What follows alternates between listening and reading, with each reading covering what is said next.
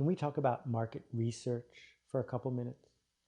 Almost all marketing textbooks early in the process talk about marketing research. And there's a good reason for that if we think about the history of marketing. Marketing was invented by companies that had factories that wanted to get bigger. And once you had a factory that made blue widgets, job number one was to sell all the widgets you could possibly make. Because once the factory's up and running, each incremental widget doesn't cost that much. Hence you get mass marketing. And then the second thing you do is you figure out what other color widget to make.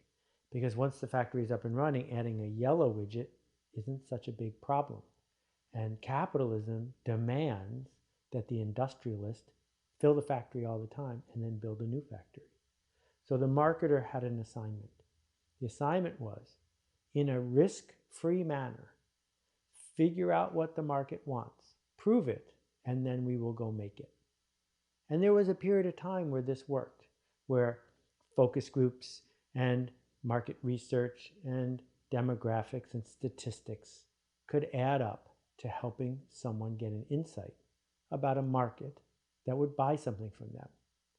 The thing is, well, there was even a magazine, I wish I had copies here still, called American Demographics. It was beautifully illustrated. And all it did was talk about some of the outputs of market research. It could make you smarter. And in 1960 or 1970 or 1990 even, being insightful about this was important. And if you went to a VC or a bank, that's what they wanted to see. The thing is that the marketer didn't actually care about this group of people, except that they wanted them to buy something, period. That was it. Find a need and fill it. Find a hole in the market and address it. Here's what's changed. 1, all the easy holes have been filled. All of the obvious needs, oh, there's no yellow widgets in the state of Oklahoma, let's make yellow widgets in the state of Oklahoma. We can't fail. All of those, the low-hanging fruit, have been taken. Number 2 is culture drives far more of marketing success now than it ever did before. That people like us do things like this drives the way groups of people, tribes of people, take action. More than ever, it's only after something's in the world that people figure out that they're interested, that it has to work its way through the curve. And as a result, people don't know that they want a yellow widget. People don't know that that thing that you have in mind is something that they're going to want. The reason they don't know is that their geek friends haven't recommended it. The reason they don't know is that the network effect hasn't reached them yet. And so we don't get the shortcut of being able to say to someone, if you could have anything, what would you want? And have them tell us the right answer, because they're not visionaries. They're not going to know what the right answer is. And the right answer depends so much on the people around them. Second part. What we also realize is that empathy is at the heart of innovation. That what we do when we invent something fabulous is we act as if we were the person who was going to be using it. We put ourselves in their shoes. And that means it's personal. That means we can't deny our failure just because we have research. We have to say, I put myself in their shoes. I made something I could imagine using if I were them. And if they didn't buy it, that's on me, because my empathy failed. I didn't know what it was like to be them, because it's really hard to be empathetic. It's essentially impossible to fully walk in someone else's shoes. But the art of being a marketer is to get close. The art is to imagine what it's like to be in their shoes. And we do not learn that with statistics. We can learn it by modeling personas, by figuring out how to inhabit a focus group in a way that actually gets to the heart of what someone believes, not what they say. So that's the challenge as we use this first session on market research, to think deeply about the need we're going to fill. So, simple example. If you're a freelance photographer trying to get business from small companies, I would ask you, as a small company, have you ever hired a freelance copywriter? Have you ever hired a freelance graphic designer? Because if you have, you know what it feels like to spend some of your limited money to buy something from a freelancer for more than $5. And if you haven't done that, then you don't know what it feels like. So when you're going out to sell your photography, your $500 photography to someone who could buy a stock photo for $5 and they say no, deep down you're saying, oh yeah, I would have said no to me too, because you haven't felt the feeling of what it is to trust a professional like this. If you're a doctor and you've never been ill, never sat in a waiting room, never even experienced what it's like to scrape up the money to pay for health care, it's going to be more difficult for you to be empathetic to the person and invent a process and experience that satisfies that customer. So what we need to do as marketers is figure out how to put somebody else's hat on our head and learn to see the world through their eyes. So here's the challenge. It's a two-part challenge. I could do the first part for you, but it's better for you to do both parts. The first part is this. Figure out a persona that's not you, right? It could be, what would it be like to have no sight? Or it could be, what would it be like to have more money than you have? Or what it could be like to have an angry boss or a pleasant boss? What could it be like to live in a different part of the country or to be a different kind of person? And then engage in the world in that way and see what that feels like, and try to imagine what happens when you multiply it times X or times XX. If you're a woman, what happens if emails from you come from a name that sounds like a man? If you're a man, what happens if emails from you come from someone who sounds like a woman? What is it like to intentionally put somebody else's hat on, somebody else's shoes on? Come back to us, tell us what's that like, and then we'll talk about the next part of acting as if and doing market research that actually helps us do empathy instead. So we've already talked a little bit about market research and focus groups and the empathy of figuring out what people need. And it occurs to me that we could spend 6 months on this single topic. A lot of the juicy ones work that way. But I want to just chime back in here because there are a couple things I wanted to add. The first one is a little bit of an understanding about focus groups and why they fail. Most focus groups get into trouble because the person running the focus group is either looking for deniability or reassurance. And instead of using it as a chance to gain empathy for people's dreams and fears, they instead look for proof that they were right. The story is told of a consumer electronics company that did a focus group for a boombox kind of thing that they were going to sell for $100 or so.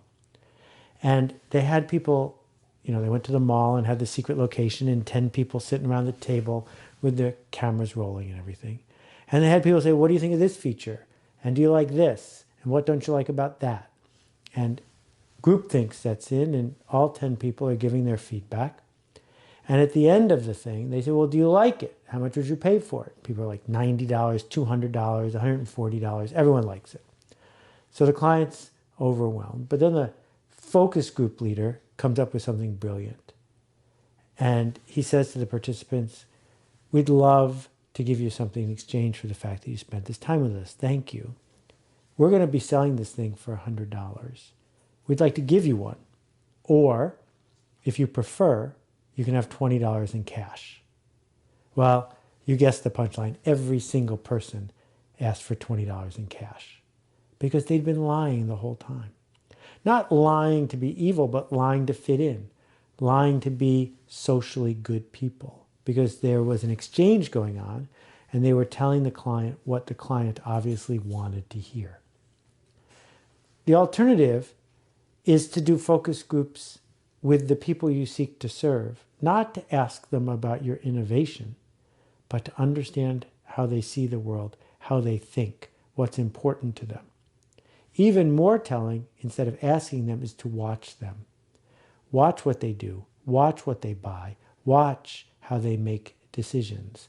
discover what they talk about and don't talk about. This is one of the huge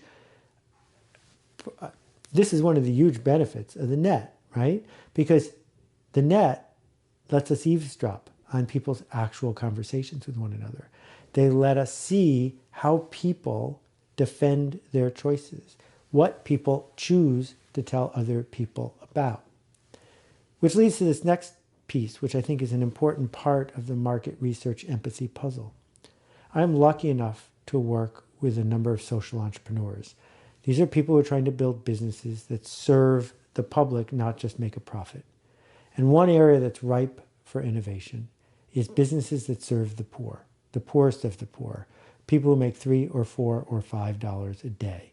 These are companies that are bringing clean water to villages or selling them solar lanterns or pay toilets. These are people who are trying to innovate around education, etc. And part of the thesis is that if someone pays for something, they're the customer and they're more likely to be served than if they're just getting a donation. Part of the insight is if someone pays for something, it will probably get more of it made, which is yet another way to get the problem solved. And if we can jumpstart these cycles, we can use the power of industry to really change the way people who don't have very much can have a better life. But too many times, these innovations fail. And the reason they fail is because marketers would like to see the world the way others do. But too often, it's too hard. We say to ourselves, if I were you, I would do blank. But I'm not you. You're you. I can't imagine what it's like to live on $5 a day. I can't imagine what it's like having a choice between buying shoes or buying food, between buying medicine and buying light, right? That we don't know how to process that. So we say to ourselves, well, if I were you, I would understand the long-term implications and I would buy this insurance for 20 cents a day. If I were you, I would realize that getting sick is too expensive and I would buy this medicine. If I were you, of course I would buy these reading glasses because once you know that you can read, you're going to be able to increase your productivity and your quality of life. But often it doesn't work that way because the other person isn't you. And so we have to go through the difficult task of gaining empathy. And one of the ways that I can encourage you to do this is by learning to sell. Because if you can look someone in the eye and sell them something, you're going to experience firsthand the fear, the panic, the indecision, the mistrust. You're going to begin to understand why they make choices that they make. If you watch what people do, you'll be able to see, oh, this person identifies as an early adopter. They want to know what's new. And this person over here, she identifies as somebody at the other end of the curve because she's risk averse. And you'll be able to develop these personas of people. So there's no giant punchline here except to say this. You're not going to be able to get away anymore with provable market research. It's simply too difficult. All the obvious market research holes have already been filled. Those were the easy ones, right? That once we figured out they needed yellow widgets, someone made them yellow widgets. What's left is more difficult. It's the art of being empathetic, of being able to understand people's hopes and dreams and fears. It's getting into practice, starting with people who are near you, figuring out how to empathize with a kid or a spouse or a coworker. What's it like to be them? Right? The Cleveland Clinic made a wonderful video about empathy. I'm attaching it under this. And what we learned from it is everyone carries around their own narrative, everyone. You will never hear it. You will never know it, but you can assert it. As you develop this practice, you will be able to act as if. That if there's one lesson we can learn from Don Draper and the Kodak carousel machine, it's this. He was great at leading a team that made ads, not because they needed a Kodak camera, but because they were able to tap in to something that many people, once they experienced it, decided would resonate. And so we blog and we see what resonates. And so we make videos and we see what resonates. And so we watch people use the web. and figure it out. I know we don't have unlimited time, but I'm begging you to think deeply about this before we retreat into what that banker asked for, which is show me some government report that proves a lot of people want to buy this. I'm not so interested in that. I'm really interested in your certainty that you can see the world the way someone else might, and then your ability to bring that person what they actually need and want. It's not easy, but it's urgent. Thanks.